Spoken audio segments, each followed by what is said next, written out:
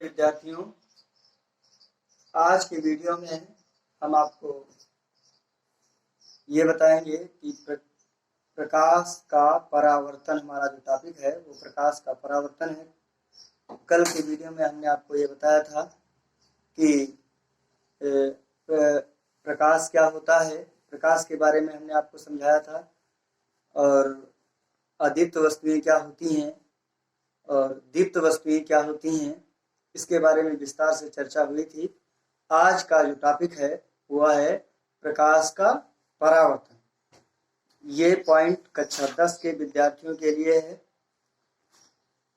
देखिए, प्रकाश का परावर्तन हम समझेंगे पहले, उसके बाद लिखेंगे। देखिए, कोई भी प्रकाश की किरण, या यूं बोलें कोई भी समांतर चलने वाली प्रकाश की किरण या समांतर आने वाली प्रकाश की किरण किसी दृढ़ पिंड या चिकने समतल से, ध्यान देने की बात है कि दृढ़ पिंड या चिकने समतल से टकराती है, तो टकराकर यह प्रकाश पुनः उसी माध्यम में वापस लौट जाती है। यह क्रिया प्रकाश का परावर्तन कहलाता है। देखिए विद्यार्थियों, फिर से एक बार सुन लीजिए, इसको कैसे डिफाइन किया जाए, कैसे इसको इजीली वे में समझा जाए, इसलिए हम कोशिश करते हैं आपको बताने की। कोई भी समांतर चलने वाली प्रकाश की किरण, कोई भी समांतर चलने वाली प्रकाश की किरण अपने समांग माध्यम से चलकर किसी दृढ़ पिंड या चिकने समतल से टकराती है, तो वह पुनः उसी माध्यम में वापस लौट आती है, या लौटने की क्रिया, वापस उसी माध्यम में लौटने की क्रिया प्रकाश का परावर्तन कहलाता है। देखिए, अब लिखेंगे इसको हम कैसे। आइए देखते हैं कैसे लिखते हैं परिभाषा को, और लिखावट भी सही होना चाहिए।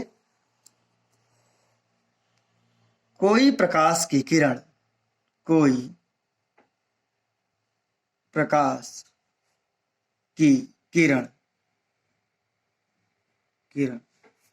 समांग माध्यम से चलकर, समांग माध्यम से चलकर या समांतर आने वाली प्रकाश की किरणें, समांतर आने वाली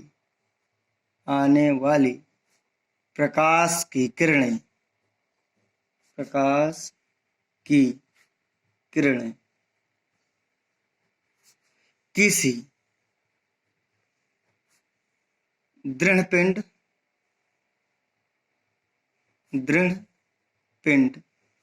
या चिकने समतल से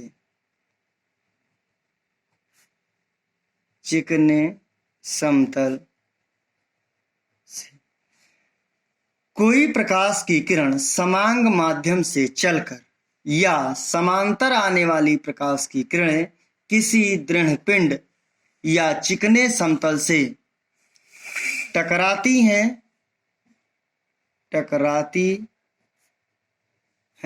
या टकराकर पुनः उसी माध्यम में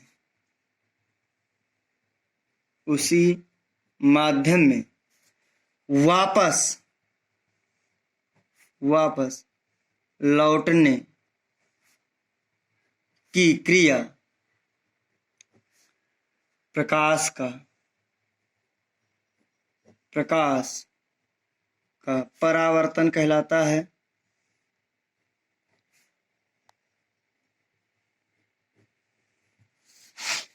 देखिए, इसको चित्र से हम कैसे डिफाइन करेंगे। माना ये प्रकाश की किरणें हैं, ये दृढ़ पिंड है, चिकना समतल है, यूं बोल दें हम शीशा है, उसके एक तरफ लेप लगाया गया है। ये जो ये है मिरर, MIRR, मिरर। इसके नीचे साइड में लेप लगाया गया है रेड ऑक्साइड का, लाल ऑक्साइड का लेप लगाया गया है। इस पे कोई भी प्रकाश की किरण आपतित होती है और टकराने के उपरांत पुनः उसी माध्यम में वापस लौट जाती है। तो यह क्रिया प्रकाश का परावर्तन कहलाती है। और इसके बीच में हमने एक सीधी रेखा खींची है, इसको बोलते हैं अभिलंब। अभिलंब अंग्रेजी में बोलते हैं नॉर्मल, NARM, नॉर्मल, नॉर्मल। अब ये पहला जो इधर से आ रही किरण, इसको बोलते हैं आपतित किरण। आपतित किरण अंग्रेजी में बोलते हैं इंसिडेंट, INCIDENT, इंसिडेंट रे, आपतित किरण। और ये जो किरण है उसको बोलते हैं परावर्तित किरण।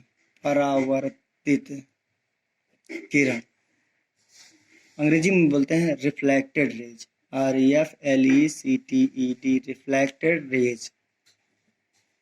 देखिए ये अभिलंब है, बीच वाली रेखा जो है वो अभिलंब है। अभिलंब से आपतित किरण की ओर जो कोण बनाया गया इसको बोलते हैं आई। क्योंकि इंसिडेंट का पहला अक्षर क्या है, आई, इसीलिए ये आई एंगल का कोण बनाता है।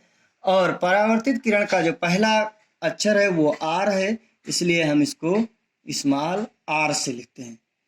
ये क्रिया आपका हो गई प्रकाश के परावर्तन की। फिर से एक बार चित्र पर नजर डालते हैं कि यह है आपतित किरण, और जब चिकने समतल से टकराती है तो यह पूर्ण रूप से यह उसी माध्यम में वापस लौट जाती है। तो यह परावर्तित किरण है और इसका जो कोण है वो है आई, और इसका जो कोण है वो आर है। कोण आई को आपतित कोण कहते हैं या आपतन कोण कहते हैं। आपतन कोण कहते हैं और कोण आर को परावर्तन कोण कहते हैं। परावर्तन कोण कहते हैं। इसी वीडियो में हम आपको ये समझाएंगे कि प्रकाश के परावर्तन के मुख्य दो नियम होते हैं। प्रकाश के परावर्तन के मुख्य दो नियम होते हैं। उस नियम को पहले एक बार समझ लेते हैं कि दो नियम हमने आपको बताया। इसमें पहला नियम है कि प्रकाश के परावर्तन में पहला नियम आपका ये बनेगा कि आपतित किरण, ध्यान देने की बात यह है कि आपतित किरण, परावर्तित किरण तथा आपतन बिंदु पर खींचा गया अभिलंब। फिर से एक बार सुन लीजिए, आपतित किरण, परावर्तित किरण तथा आपतन बिंदु पर खींचा गया अभिलंब, तीनों एक ही तल में होते हैं। फिर से एक नजर डालते हैं पहले नियम पर। आपतित किरण, परावर्तित किरण तथा आपतन बिंदु पर खींचा गया अभिलंब, तीनों एक ही तल में होते हैं। दूसरे नियम पर हम आते हैं। हमारा दूसरा नियम जो होता है वो ये कहता है कि आपतन कोण मीन्स, हमने आपको अभी समझाया है कि आपतन कोण को किससे लिखते हैं, आई से। परावर्तन कोण को किससे लिखते हैं, आर से। आपतन कोण आई, परावर्तन कोण आर, दोनों आपस में बराबर होते हैं। ये दो नियम हैं, इन नियम को लिख लेते हैं। एक नजर देखते हैं इस पे। परावर्तन के मुख्य दो नियम हैं। नियम नंबर एक में ये कहते हैं कि आपतित किरण, परावर्तित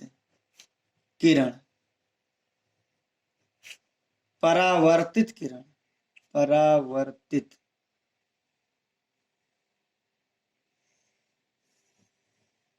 आपतित किरण, परावर्तित किरण, परावर्तित किरण तथा आपतन बिंदु पर, आपतन बिंदु पर खींचा गया अभिलंब, अभिलंब तीनों एक ही समतल में होते हैं या एक ही तल में होते हैं, तल में होते हैं। दूसरा पॉइंट जो हमारा है वो अभी हमने आपको बताया है कि आपतन कोण, आपतन कोण I तथा परावर्तन, परावर्तन कोण R दोनों आपस में बराबर होते हैं। तो हमने फिर से एक नज़र इसको देखते हैं हम। आप परावर्तन भी हमने आपको समझाया कि प्रकाश का परावर्तन वो चीज है कि कोई भी प्रकाश की किरण किसी चिकने समतल से जब टकराती है तो पुनः उसी माध्यम में वापस लौट आती है। लौटने की यह क्रिया प्रकाश का परावर्तन कहलाती है। और चित्र से ही भी हमने आपको समझाया कि आपतन कोण, आपतित किरण जो है वो चिकने समतल से टकरा रही है और टकराने के उपरांत परावर्तित होती है और इनके बीच में जो कुछ कोण बनता है, बीच की जो रेखा हमने आपको समझाई थी वो अभिलंब थी और इसके एक तरफ का जो कोण बनेगा वो आपतन कोण होगा, इसे हम I से लिखते हैं, और दूसरे तरफ का जो कोण बनेगा वो अपवर्तन कोण बनेगा, उसे R से लिखते हैं। और इसी प्रकार से मैंने आपको ये भी समझाया कि परावर्तन के मुख्य दो नियम होते हैं, आपतित किरण, परावर्तित किरण तथा आपतन बिंदु पर खींचा गया अभिलंब तीनों एक ही समतल में होते हैं। और दूसरा पॉइंट मैंने आपको ये समझाया कि आपतन कोण I तथा परावर्तन कोण R दोनों आपस में बराबर होते हैं। और अगला जो हमारा पॉइंट होगा, अगले वीडियो में हम आपको ये बताएंगे कि वक्रता केंद्र, वक्रता त्रिज्या, इसके बारे में अगले पॉइंट पर हम चर्चा करेंगे। धन्यवाद।